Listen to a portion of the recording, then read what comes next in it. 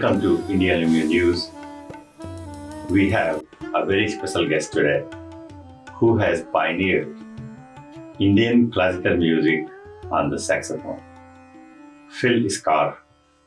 He will be honored on October 29th at annual New England Choice Awards Gala for his contributions to the music.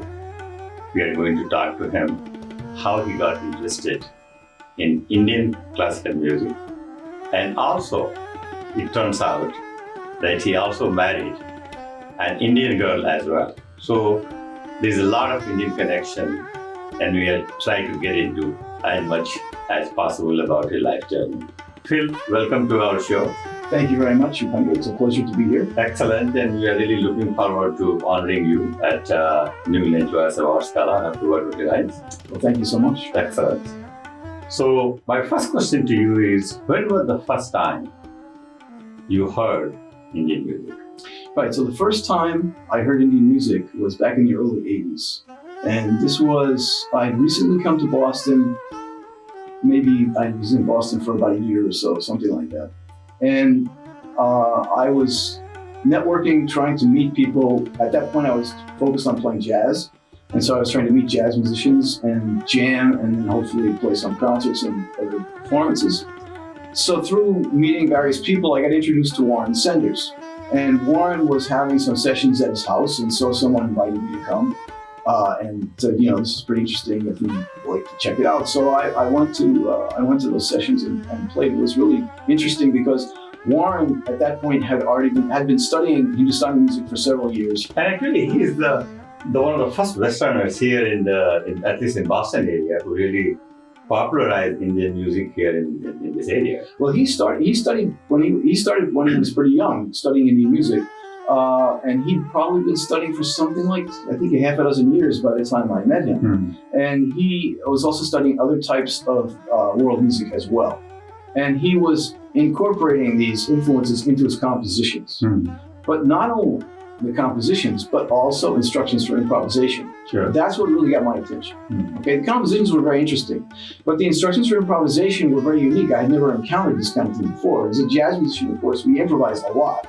But we mostly improvise over scales or modes, or maybe it's free, or chord changes, these kind of things. But Warren was giving instructions about, okay, so if you play this note, after that you have to play this other note, or you have to go up or down, or something like this sort of raw grammar related kind of instructions. And I found this very interesting, intriguing, and very challenging as well. So what was your next step after that, once you got intrigued by this? Once I got intrigued by that, so we played together for several years. And over the course of time, I got more interested. And after probably a few sessions, Warren played me a recording of Bismillah Khan. Mm-hmm. It's the first time that I'm hearing Indian music and hearing Bismillah Khan, and I was pretty interested in this too. So I started listening to Indian music, I started going to concerts, and back in those days, there were maybe half a dozen concerts a year. Mm-hmm. And I started attending the concerts, getting recordings, listening to those, and then the thing that really pushed me to start studying the music was another ensemble that Warren put together, and this was pretty short-lived. I think we might have done 2 concerts, but it included Steve Gorn on Bansuri, bamboo flute, Shubha Sankaran on sitar, Todd Nardin on tabla, Warren playing bass, and me. And so just, working with these musicians was quite an experience, but hearing Steve was just unbelievable. It was just so inspiring. That was the point. At that point, I decided, okay, I have to start studying this music. And what did you do? Did you go to India to learn? Right, that's a great question. So I started in Boston with Kalpana Mazumdar, and I studied with her for maybe about 9 months or a year. She's a vocalist. I found it challenging to connect because she's a vocalist, I'm a saxophonist. So I'm trying to make the connection between what she's showing me with her voice to how to realize this on the saxophone, and bridging that gap was not easy for me to do. And the other thing is that it was very hard to focus because I have so many other things going on. I'm going to work, I'm having a lesson maybe for an hour a week, and I'm running around and playing concerts and doing things, rehearsals and stuff, and fitting this in and then trying to practice. It was pretty difficult. So I decided, I really need to go to India because I really want to focus on this, and I need to. I really want to understand it like within its cultural context. Because as an American in U.S. doing all the stuff that I'm normally doing, and then 1 hour a week I have my lesson, it just wasn't really. It wasn't. So you had to immerse in the Indian culture. Yeah, I wanted to be right. I wanted to be have a more immersive experience. So that's when I started going to India. That was in 19. The first time you were in there? I went to I started studying with Kalpana Mazumdar in 1985, and I went to India in 1986. 86. Yeah. And how long did you stay there in the first The first trip was maybe about 10 weeks or so. Okay. Yeah, I was working, so I cobbled together 2 years of vacation, and I got 4 weeks without pay, and I got all this stuff. Yeah, I had about 10 weeks. Okay. So now my question to you is, so what is your experience taking Indian, especially North Indian classical music, and playing on the saxophone? Well, it's quite a challenge to adapt the music to the saxophone. So first of all, I have no model because there wasn't anybody doing it. Yeah, you were the first one to really do that. Well, I'm not 100% sure if I'm the first, but there wasn't really much of any model. There was no teacher. I didn't know any teacher I could go to show me anything or anything else. So, but what I knew was, I was very clear that saxophone is my instrument in this lifetime, and that's what I'm going to play. And whatever I learn in Indian music, I'm playing it on saxophone, and that's it. I'm not going to start learning Shehnai or sitar or bansuri. That was out. Because I felt like saxophone is challenging enough for one lifetime. I'm not going to take on some other instrument and have to all the technique and everything else. So that was my ground rule, is I'm playing it on saxophone. Right? So I just,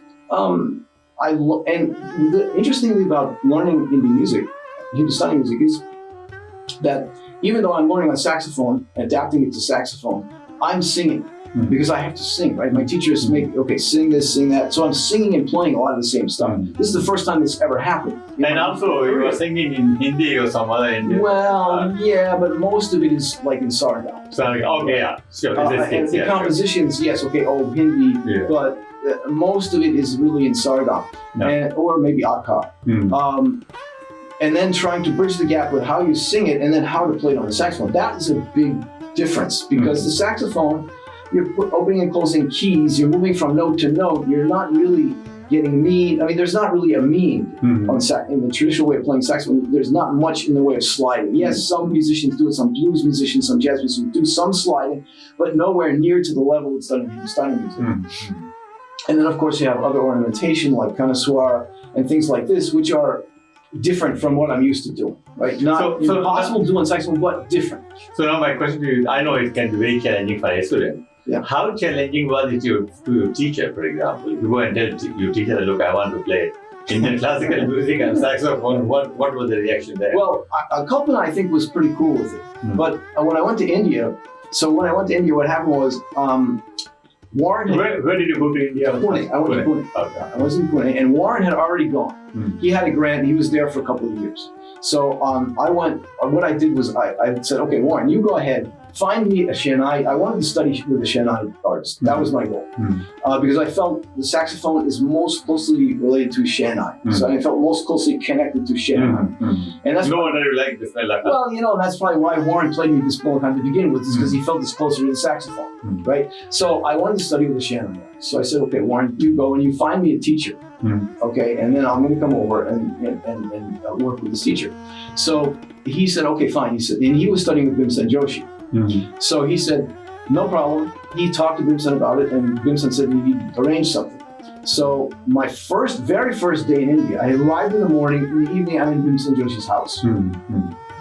And I was supposedly going to meet my teacher, but it turns out that he hadn't actually arranged the meeting. Okay. So he arranged the meeting for the next morning. Okay. So I came back again the next morning, and then I met the Babu Rao Kaladkar and one of his sons came to the house. And they were very, let's say, kind of confused. Like, what is this instrument? They were asking, what is this instrument that you're playing? They never saw it. Like, they had no idea what it was. And, and so then they wanted me to play. So I had studied with Kalpana Mazumdar for some time. You didn't bring your saxophone with you today, right? I didn't bring it today. Okay. No. I would have asked you to play it. Oh, well, had I known, I would have. Sure. Okay. So I had discussed with Warren in advance. Warren says, the guy asked me to play. So what you would play? He says, yeah, you worked on Bhairavi, so play Bhairavi. That'll be fine. Okay, so I get my instrument out and I play what I thought was Bhairavi. I played this. And after I finished, the question comes, now, collectors are speaking all in Marathi, which I have no clue what they're saying. Okay. Vincent Joshi is translating. He's talking to them in Marathi, he's talking to me in English, and we're going back and forth. So the question comes over to me, what was that? So so I had enough presence of mind that I felt like, okay, if they have to ask me what this was, it must not really be Bhairavi. Because why would they ask me? Because Bhairavi is a popular rag. Sure. And if they can't identify it as Bhairavi, then I must have messed it up. So I said it was an improvisation, which is true. So that was an accurate statement, but it was not. I was not revealing that. I was intending to play Bhairavi. So anyway, that was the first meeting. So then I started the lessons next morning. And my first teacher was Babu Rao, who was this very senior Shehnai artist. And then after a couple lessons, he delegated the teaching to his son Suryakant, who plays Sundri, which is like a very small Shehnai, like a piccolo Shehnai. So I studied with him on that trip. So now it has been 25, 30 years since then till now. Even more. Even maybe more, yes. So how do you look today at what is you think now, since you have more understanding of the Indian classical music? In your views, how crazy or how wonderful or how different it is from the Western music in your view? Right. Well, there are similarities, there are differences. So I'll compare it more to jazz because that's more my experience and that's how I came at this whole thing to begin with, is as a jazz musician. That's my perspective on this. And so jazz musicians are improvising. So the focus of jazz is improvisation, as is the focus of Hindustani music, which is the common thread that I found between the two. So the improvisational aspect is common, but the way it's approached is different. And the form of the music, the way it's presented, is also different. However, there are some commonalities. So now these similarities and differences. Yes, go ahead. So now you do not have the saxophone with you, but can you give us an example of improvisation? Like, if you can try to... that would not be possible. I think that's not going to work. Okay. Carry on. Better not to do that. Okay. So I think... So the differences and similarities between the two. So we have the common thread of improvisation, but the approach to improvisation is different. So in jazz, as I mentioned earlier, I'm used to improvising on chord changes like harmonic structures. I'm used to improvising, and we usually use some sort of tune. Like, for example, a large part of the repertoire is Broadway tunes. But there are also, of course, original like jazz specifically compositions that are specifically jazz compositions is also a big part of the repertoire as well. So a lot of these are based on harmonic progression. So we're used to improvising on chords, and the chords change from time to time, and so we call them chord changes or changes. So we're improvising over these structures where we have harmonic motion. So we have to learn how to follow the harmonic motion and how to bring that out in the linear improvisation that we're playing with the saxophone. Or we improvise over modes, which are like scales. And so it's kind of static. It doesn't really have moving harmony, but you have a scale and you're improvising. Or you're doing free improvisation where there's no really predetermined structure. You just kind of get together and you say, okay, we're going to play something, and you just start playing and you go with whatever happens, and there could be some harmony, there could not. You don't know, it could be anything. So in Hindustani music, we're improvising on rags. So the whole rag system is very different. We have the rag, first of all, has a scale. So we have defined, most rags have a really clearly set of defined notes. Sometimes you can deviate, but generally speaking, you have at least a basic scale. The scale may not be the same in ascent and descent. Many times there are different ascending and descending scales in the rag, whereas in Western music, that's kind of almost unheard. There are a few scales where there's a difference in ascent and descent, but it's pretty rare. Most scales, there's no difference. So in the Western music, it is much more easier to improvise, or? Oh, that depends on one's perspective. Okay. I'll get to that in a moment. Okay. Yeah. So, where was I? Improvisation and the structures. Okay, the rag structure.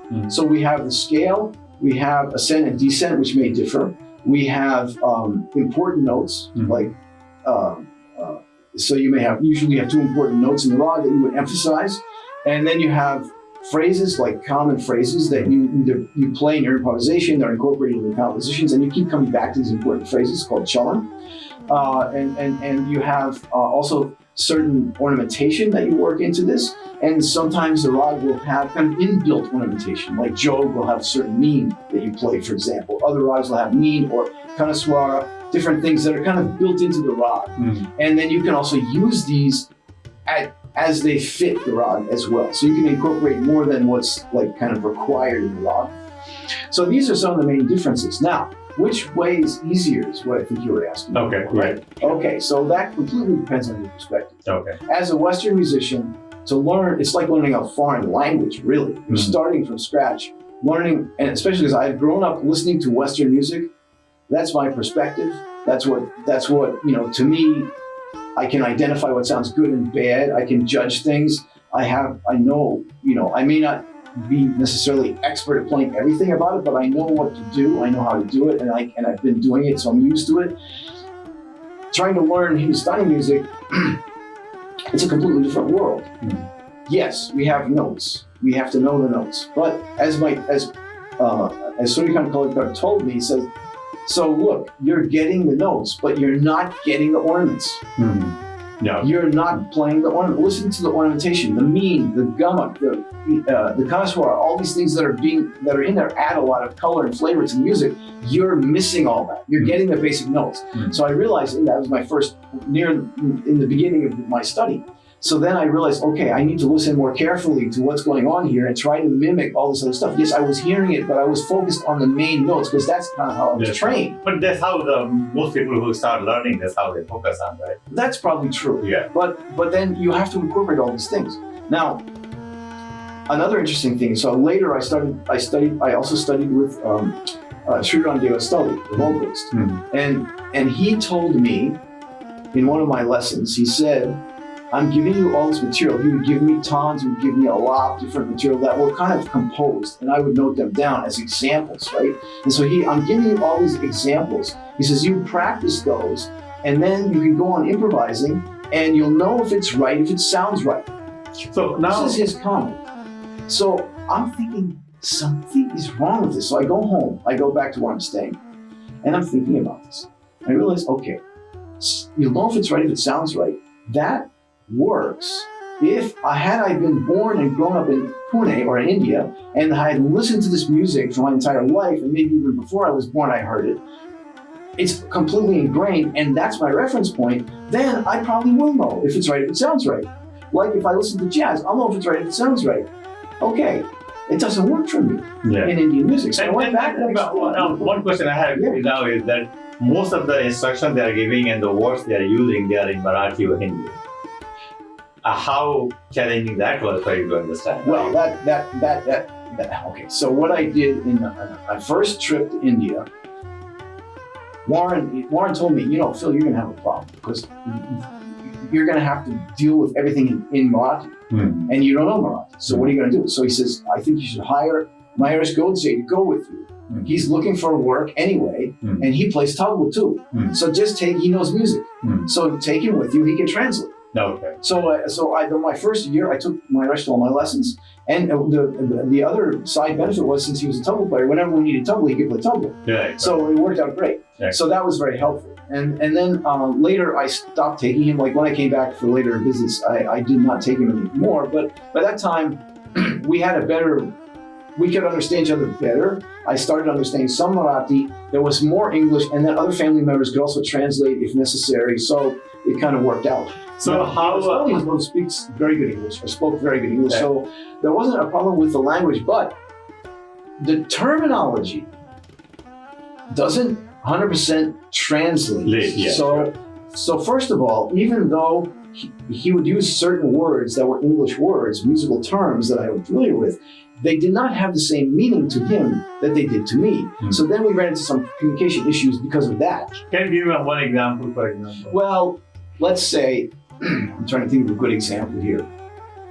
Any. Probably, okay, let's take the word phrase. So you're going to play a phrase. Well, what is a phrase? Well, in Western music, a phrase would be a collection of a few notes. But in Indian music, it might be much longer. It might be a whole cycle or something like that, right? So you have to kind of figure out what these differences are and what is actually going on. The other issue I wound up having, which is another interesting case, is I also studied with Shauna Lonkar, who was a Shehnai artist on some of my later trips.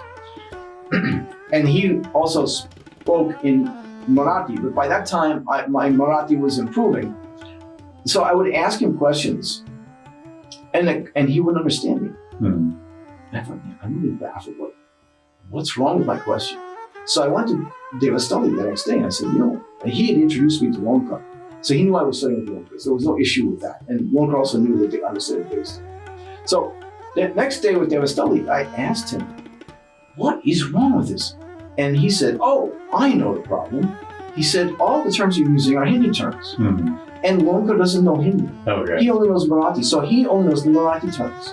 So he gave me like a little dictionary. All these terms, this translates to this translates to that. And he says, so I had this dictionary. I go back the next day with Lonkar, and I asked him my questions using the Marathi terms, and he understood. Okay. Right, so that worked out. But so you run into these little things, and I literally, I had no idea. I thought these terms were universal because every person I talked to used the same terms. Sure. Right? Nobody was using Marathi terms for whatever reason. I don't know why.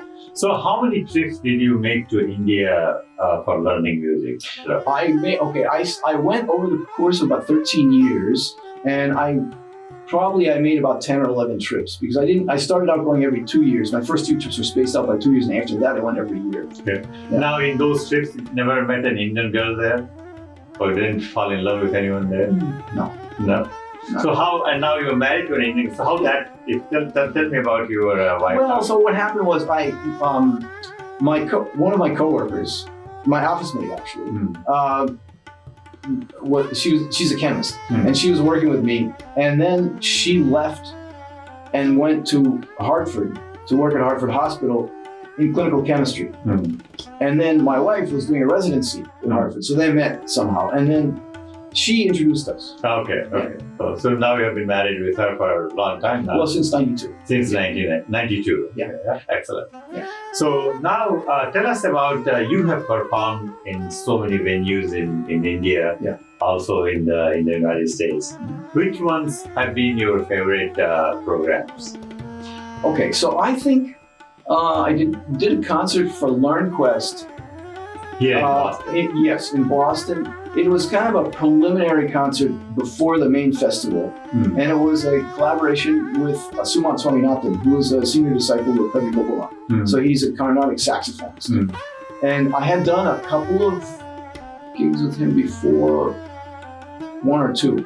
We had met at a concert I gave in New Jersey. He came and introduced himself, and then we did a wedding together. It was our first concert. And then we played this concert in Boston.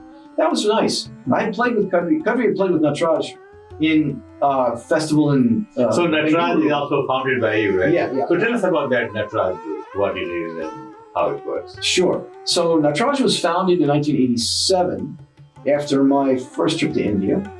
And at that time, I was playing with Jerry Leak, who I was introduced by Todd Nardin. I mentioned Todd Nardin as being an ensemble that I played with, that Warren put together. And so Todd was teaching Jerry, and Todd was about to go to India, and he said, Phil, you should meet Jerry, my student, and you guys should play when I'm in India. That was what he set this up. So Jerry and I used to get together and play Hindustani music. And then after this was going on for a while, we were just kind of hanging out. I think we were eating dinner together and started talking. And it turns out that we were both thinking about starting a fusion group that would combine Indian music, and we had also studied West African music. So Indian music, West African music, and jazz, because we also studied jazz. So we had these 3 things in common. So we were both thinking about starting some kind of musical ensemble that combines the 3. So that was it. Okay, great. So we got the 2 of us. Now we got to start. And he said, yeah, now I know a bass player who's interested, Mike Rivard. He'd be interested in doing this. And I had met Mike on some concert not too long before that. So the 3 of us got together and started playing. And then that was the core. And that actually core group is still together. As part the core of Natraj is still there. But we have grown to 5. What happened was we would, back in the old days, we didn't have electronic tambours that sounded like anything that you didn't want to listen to. Mm. They were like buzz boxes. Mm. So we wanted tambura. So we would try to get somebody to play tambura. And what happened was somebody would come and play tambura, but nobody's actually a tambura player, right? Mm. They're all playing something else, and maybe they know how to play tambura. So what happened is they play a few beats on tambura, and then they would start, I really like to play drums with you guys, or I'd like to play guitar. So what happened was we start with a tambura player, and then it morphs into a guitarist, or it morphs into a percussionist. And now we're out of tambura players, so we get somebody else to play tambura, and then we get so we grew to 5. And then I see the pattern. Now I after 2, I saw there's a pattern. We're not doing this anymore because I'm not going to manage a group more than 5. 5 is my limit. Okay. So we stopped. No more tambura players. Okay. So now let's talk about some of you have also produced some of your CDs and all. So Yes. talk about some of them. Sure. So we have Natraj has an upcoming CD, which will be released by the time we have the event. It's mid-October is released. Okay, so our event is on October 29th. Yeah, it'll be released about 2 weeks before that. Okay. Yeah. What about the one which you have already produced with Natraj? Okay, Natraj has already 4 CDs. The most recent one is Song of the Swan. But that goes back quite a while. So we have a bit of a gap between that CD and this one. This one upcoming one is very interesting because it's a very interesting project based on raga paintings. So we developed a multimedia presentation involving dance. So we have Jayashree Rajamani joining us as a dancer and a Bharatanatyam dance. And then Natraj, and we also have some spoken word. We have some special effects. And we project the images of the paintings. So we've selected 8 paintings, and we project those images as we go through this work. And it's about 75 minutes production. So we performed it pre-COVID. We performed it at the Trinature Festival, and we have an upcoming event coming up in a few months at Colby College. We're going to do full production, but this CD is like a soundtrack. It's the music to this event. And so we recorded. And how many items will be there in this? There is a total of 12 tracks. 12 tracks. Yeah. Okay. So the way this is organized, it's inspired by Ragmala paintings. So the paintings are part of the inspiration, and then Jayashree develops storylines. So each painting, she has a storyline developed. And so when I wrote the music, it's programmatic. It's based on the storyline and the painting combination. So I wrote each of the movements like that. And then I also drew inspiration from Modest Mussorgsky, who's a classical composer. And he had composed this iconic work called Pictures at an Exhibition, which is also based on paintings. So he had this very interesting idea of a promenade. And so he incorporated promenades throughout his suite based on paintings. And the idea of the promenades is the promenade represents the viewer moving into the gallery and then walking from one place to another throughout the gallery. So every once in a while he intersperses a promenade. And his promenades, the opening promenade is exactly the same theme and pretty close to the same arrangement as the closing movement. So it's kind of bookending his suite. And the closing movement is a great gate of Kia. The main theme of that he uses for the opening promenade. Then when he brings that promenade back, every time he changes, uses the same notes, but he changes the setting, the tempo, the orchestration. So every time it's changed.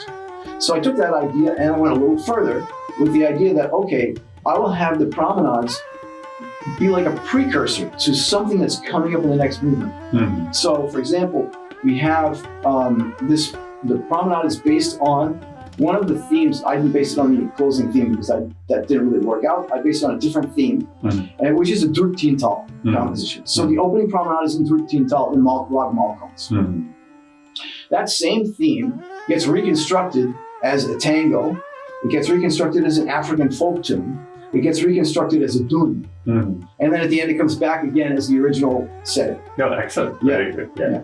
So now let us have some fun. I'm just going to ask you some questions. Okay. Whatever the word comes to your mind, just see what you say. Okay. It will be fun, totally impromptu. Okay. Okay? So when I say India, for example, what comes to your mind? The smells. The smells. When you land in India, right, you get this smell, right, and that whole, it just hits you, right, when you get to India. That's the first thing. When you get to India, the smell has a different smell. Okay. What about the weather? Weather. I guess I think about rain. Okay, rain. Okay. Maybe because today it's supposed to rain. I don't know. Okay. What about color? Like Red. red. Okay. What about what about Indian spouse? Beautiful. Beautiful. Oh, excellent. Very good. What about Indian music? Again, beautiful, but very powerful and deep. I'll add more. And how does again, we did discuss, but in a snapshot, the difference between the Indian music and the Western music? That's mainly the difference between improvising on a rag and improvising on chords or a vamp or a mode or free improvisation. So the guidelines for improvising are different. A good musical student, a good student of music. A good student of music. Yeah. Who is a good student of music? Zakir Hussain. What about a good teacher? Good teacher, Devastali. Very good. What about, what do you think about love? And in the context of music, because how love and music go together?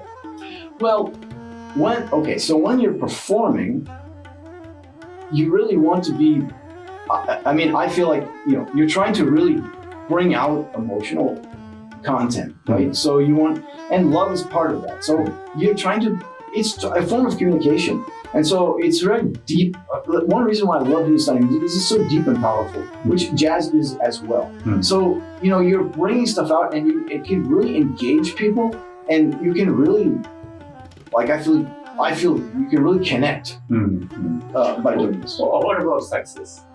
Success, in my view, success is if you are able to achieve whatever your goals are, but realizing goals can change with time, as mine have. What about failure? Failure is an opportunity to learn. I think I failed many times, and I always try to learn whenever I fail, if possible. Okay, excellent. Phil, thank you so much for your time, and I really enjoyed talking to you. And we are looking forward to seeing you on October 29th. Well, thank you so much, Upendra. It's been a pleasure, and I'll look forward to that again as well. Excellent. Perfect. Thank you so much.